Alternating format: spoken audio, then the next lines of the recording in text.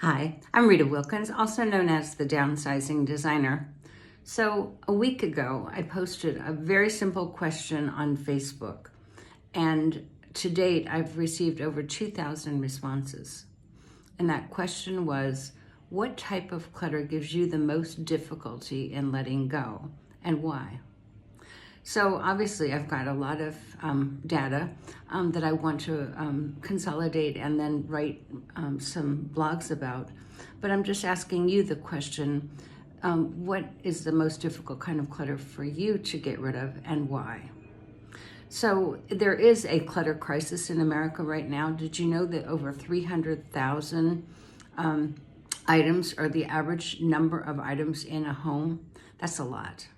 So, and 11% of Americans use a storage unit to put their extra stuff. So it's not just in the garage, it's not just in the basement, it's also now in storage units. And the average cost of a storage in a unit in the United States is about $1,200. And that particular storage industry is a $38 billion industry. So we've got a lot to think about, and I guess my question to you is, what are you going to do about your clutter, and is it time to let all of that stuff go and get your own life back?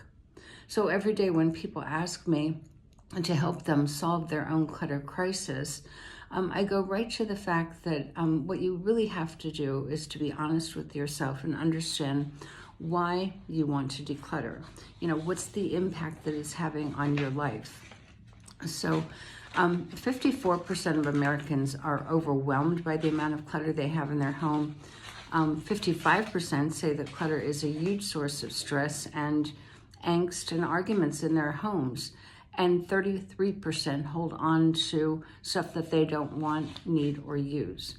So if you're dueling with this kind of clutter, in your own house, it is impacting not just your home, it's impacting your health, your wealth, and also your relationships. It's costing you time, money, energy, and focus. So there's a lot of pain associated with living with clutter. I'm creating a 10-step plan to win that battle. And you are welcome to go to my website, Rita Wilkins at ritawilkins.com, and I'll be posting it. But just briefly, it's about creating a vision for what your life will look like when your home is no longer cluttered, when you can walk in that door after work or after going out, and then walking into a very peaceful, serene environment. It also has to do with willingness to do what it takes. So often you can say, well, I want to do something, but if you don't commit to it, it's going to be the same old, same old. As a matter of fact, it's probably going to just get worse. And then, of course, there's that age-old argument of things are on sale, have to have it. So obviously, if you want to reduce the amount of clutter in your home, you're going to have to stop buying more. And develop that mindset of asking yourself, why am I buying? It's not easy, and it's something I've always struggled with, but the more I do it, the easier it does get. And then, of course, having a plan to declutter is so critical. Without a plan, we kind of flounder. So putting some sort of a structure together about how you go about the decluttering in your home, going room to room, category by category, the burst method, whatever kind of decluttering method you want to use, I would strongly put that into your plan. Know where you're going to be donating or disposing of things. Those are the kind of things that you want to look at when you're creating your plan. And then the other thing that I strongly recommend is to ask for help. I think the job of decluttering an entire home is just a lot of work. And of course, you can get overwhelmed. That's just human. So when you ask your family, your friends, who are not necessarily, even professionals who aren't emotionally attached to your stuff, it's going to go a lot easier. And then also the thought of scheduling a decluttering session at least every week. I actually declutter every single day. So it could just be one single drawer and I open it up and it's gotten really messy. So it might take maybe 5 minutes, maybe 10, but it is a way to stay on top of it. And then, of course, I've probably told you this before, but decluttering or clutter is actually a deferred decision. So if you choose to put your clothes on the floor after you've taken them off or put them on a chair, that's a deferred decision. By simply taking another second or two to either put it away or put it into the laundry, that will help prevent some of the clutter buildup. And also, one of the other things I'm going to be having in my 10-step plan is a letting go muscle. Now, I've experienced this myself. It's a little bit like going to the gym on a regular basis or going once a week or once a month. You know, obviously, you know the results if you go several times a week. And the same is true of decluttering. So the more you practice decluttering, the better your muscles, your letting go muscles get. So if you don't need it, want it, you know you're not going to use it, just sell it, donate it, repurpose it, just get it out of your house. And then those of you that know me well know that my life has to have fun in it every single day. So decluttering can be fun.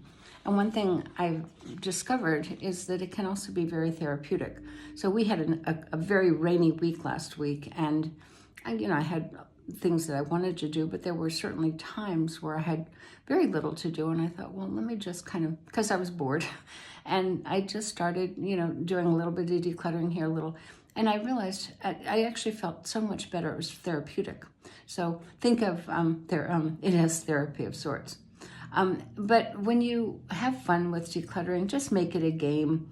Laugh at yourself and wonder, why did I ever keep this in the first place?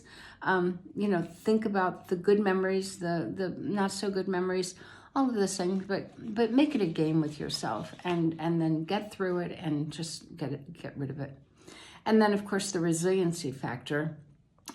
You will get stuck, there's no doubt, and probably you're going to want to quit along the way. And you'll question even, why am I even doing this? But just go back to the reason that you want to declutter. Remember how it feels when you walk in your home. And right now, if it feels, like chaos and the kitchen counter, the kitchen table, everything is just clutter, clutter, clutter. Think of those reasons, like why you want to declutter. And this will serve as a reminder to help you motivate yourself and to continue that journey. And then remember, this is a journey. It does not happen overnight. If you look around your home, you realize that it's taken years probably to accumulate all of this clutter. So give yourself a break and be kind to yourself and say, this is a journey. It's going to take time. And it is a process. It's a commitment. And it does take courage to deal with clutter. So I assure you, though, that it will be a fight worth winning, and I wish you well.